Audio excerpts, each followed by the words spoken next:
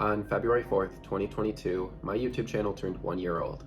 Over this time, I've been actively trying to make YouTube videos, to learn how to edit videos, how to create content that people are searching for and provide them with answers that give real value, as well as learn how to grow my YouTube channel.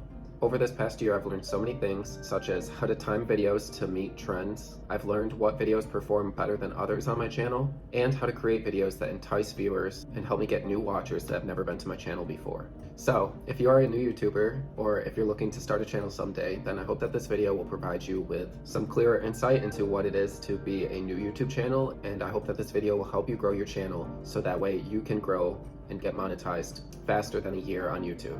Let me show you guys exactly what I see down on my computer, and you guys can follow along with me.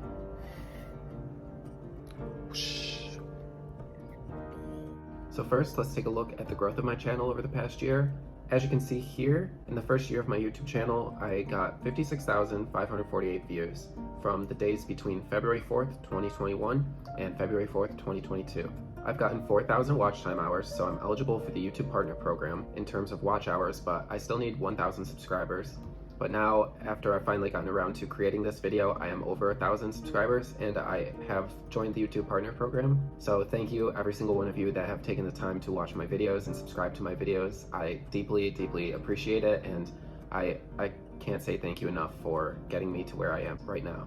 As you can see, over the last year, I've gotten 580 subscribers, and on the right side of my screen, you can see that I currently am sitting at 618 at the time that I recorded this screen recording. So now let's take a look at the top performing videos over the last year.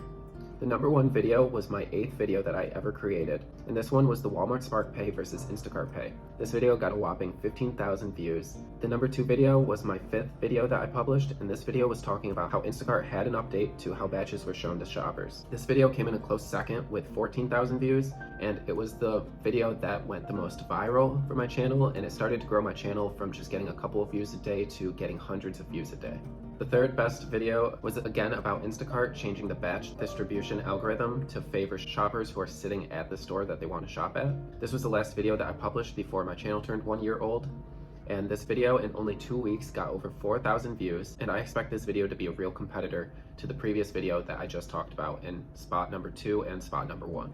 After this video, we have the Instacart strike video, where both customers and shoppers were going to boycott the Instacart platform, and shoppers were going to stop delivering orders until their demands were met. This video was very timely, and it got about 3,200 views, but it's not relevant anymore, so it gets less views these days than it used to get back when it was first published.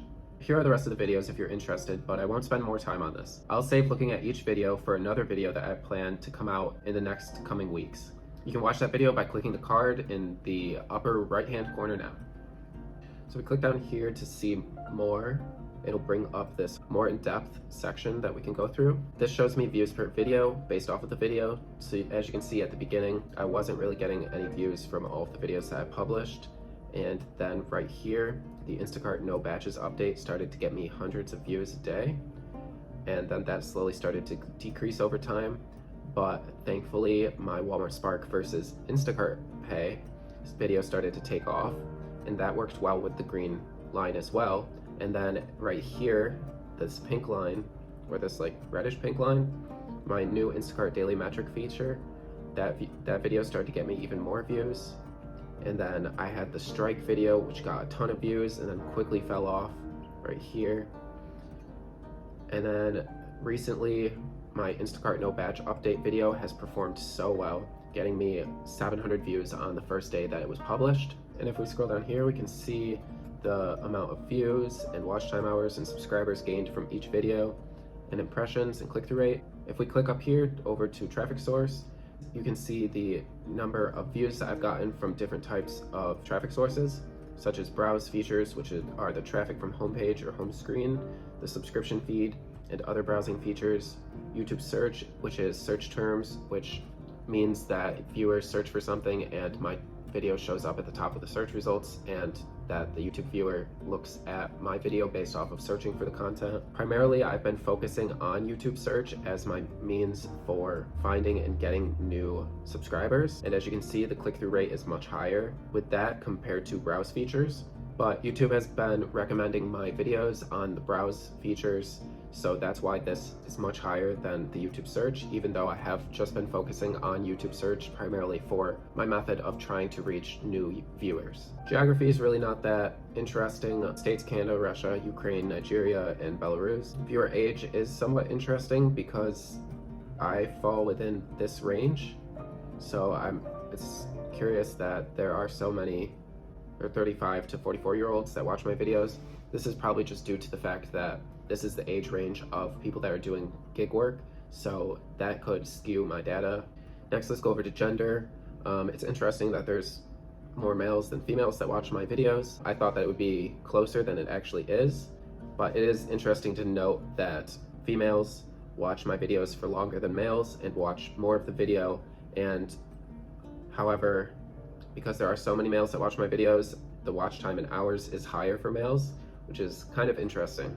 Next, and lastly, the thing that I want to talk about is the number of viewers that I've had total on my channel is 54,317, with 2,227 people that have actually subscribed to my channel. It's also interesting that not subscribed people watch my videos for longer than people that are subscribed to me.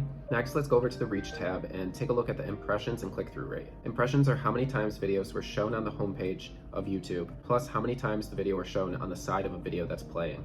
As you can see, the impression click-through rate at the beginning, when there was not a lot of people watching my videos, was all over the place, going up and down, and in June, the click-through rate has become more consistent over time.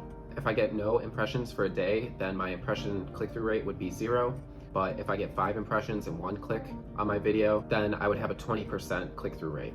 So once my channel started to get sufficient views for a day, the click-through rate metric became more useful than it was at the beginning when I first started the channel, and it was just going up and down all over the place.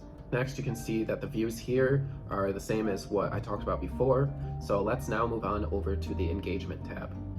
As you can see from this tab, I've hit the 4,000 watch time hours needed to be part of the YouTube Partner Program, and you can also see here that the average view of a viewer for my videos is a little bit over 4 minutes, and it seems to be slowly decreasing over time. This is, however, because I've been creating shorter videos that are more concise, but it would be interesting to see if view duration would increase if I was to start to create longer and longer videos in the future. I'll quickly go through the key moments for audience retention because I'm not really focusing on that yet in my YouTube video, but if you are interested, feel free to view this data.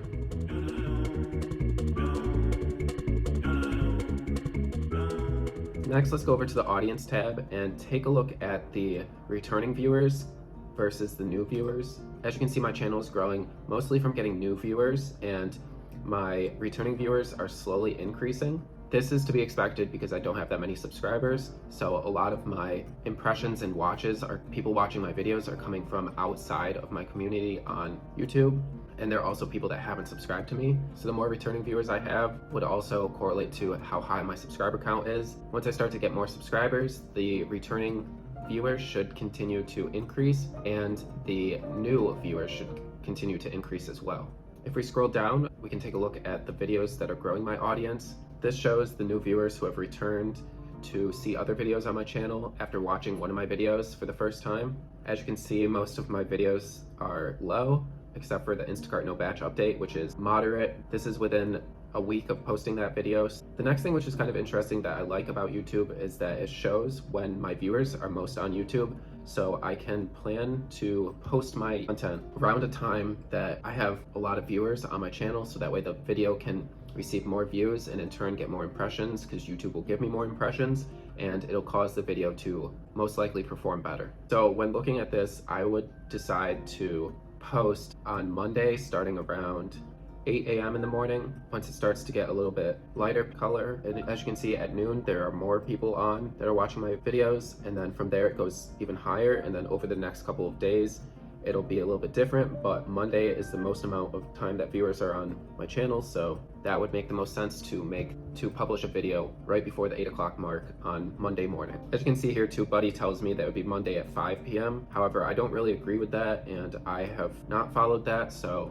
take TubeBuddy recommendations with a little bit of skepticism and think about it for yourself without just heavily relying on tools like this, because I feel like you would get more views if you were to publish at 8 a.m. on Monday rather than 5 p.m. on Monday. Well, I hope that you guys really enjoyed this look into my YouTube analytics of my first year being on YouTube. If you're not subscribed already, I would recommend hitting subscribe, because in the next coming weeks I will be making more content that will be really interesting to see, being that my YouTube channel was just recently monetized, and I'm going to be sharing all of that information and just being as open as I can about how much money I'm making from YouTube, how many viewers and watch time I'm getting, and all of that juicy information that viewers would love to see. So if that interests you, stay tuned. And yeah, thank you guys so much for a wonderful year, and honestly for you guys growing my YouTube channel and subscribing to me way more than I thought would ever happen. I didn't expect to get this many subscribers so quickly, and as you can see at the bottom of this video, if you look at my subscribers now, I have almost 3 times the amount of subscribers as shown in this video. So thank you guys so much over the past 2-3 months for hitting subscribe and for finding my content and for watching my content and enjoying it. Now, with all of that being said, I will see you guys in the next video. Take care. Bye.